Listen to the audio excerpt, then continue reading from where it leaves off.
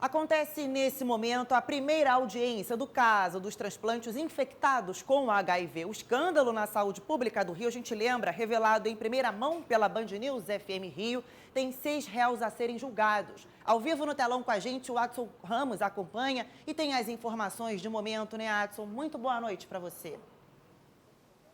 Oi, Yasmin. Boa noite para você, boa noite para todos. Esse aqui foi o máximo que nós conseguimos chegar de perto da comarca de Nova Iguaçu. A gente está no estacionamento, nem no prédio a imprensa pode entrar, nós não podemos acompanhar essa audiência e por isso não tivemos acesso ao conteúdo desses depoimentos. Qual foi a ordem desse depoimento hoje aqui? A gente teve 3 vítimas prestando depoimento, de um número de 7, porque o Ministério Público ainda considera que o homem que recebeu um transplante de córnea, mesmo ele não tendo sido contaminado, infectado com HIV, ele também é considerado pelo Ministério Público como uma vítima. Então, 3 vítimas prestaram depoimento de forma online.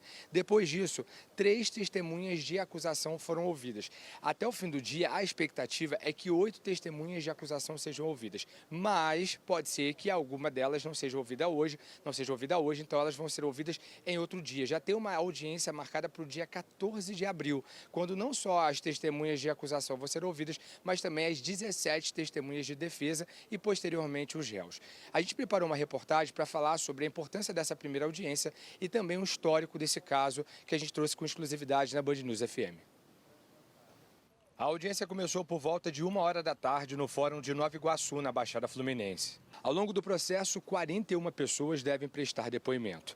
O juiz ouve primeiro as vítimas, seguidas pelas testemunhas de acusação, depois as que forem convocadas pela defesa e, por último, os réus. 6 pessoas foram denunciadas pelo Ministério Público. Elas vão responder pelos crimes de associação criminosa, lesão corporal gravíssima, falsidade ideológica e falsificação de documento particular. Para o MP, os acusados sabiam dos riscos e demonstraram indiferença com a vida dos pacientes ao modificar os protocolos de checagem dos reagentes na máquina analítica que realizava os exames. Todos estão soltos e cumprem apenas medidas cautelares.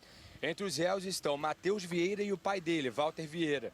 Eles são sócios do laboratório PCS Saleme, que emitiu laudos de 2 doadores de órgãos. Os resultados negativos levaram à contaminação de 6 pessoas. Um homem que também recebeu um órgão infectado morreu pouco tempo depois do transplante, mas não há confirmação que a morte tenha ligação com HIV, já que o paciente estava em estado grave antes da cirurgia. O caso foi noticiado com exclusividade pela Band News FM. Eu recebi uma ligação que na hora, quando eu tive a notícia, eu fiquei absolutamente perplexo com aquilo. Eu falei, não é possível que isso está acontecendo. Eu não queria acreditar. A notícia, que não há precedentes na história do Brasil, na área de transplante, é que 6 pacientes receptores de órgãos no Rio de Janeiro foram contaminados com HIV ao receber transplantes. No mesmo dia, as polícias civil e federal abriram investigações para apurar o episódio. Pessoas que vivem mais uma angústia depois de já terem enfrentado a difícil e muitas vezes demorada espera por uma doação. Os bastidores da cobertura jornalística e o drama das vítimas foram registrados no documentário HIV, o escândalo dos transplantes. A gente conseguiu conversar com o advogado de um dos réus que disse pra gente que vai provar a inocência do cliente, mas não deu detalhes sobre a estratégia da defesa. A gente também segue acompanhando porque, como eu disse, ainda tem muito processo pela frente, ainda tem muita gente a ser ouvida e a gente já tem uma data marcada para a próxima audiência, que é dia 14 de abril. Yas, volto contigo. Obrigada, Adson, pelas informações. É claro que a gente segue acompanhando e muito em cima desse caso.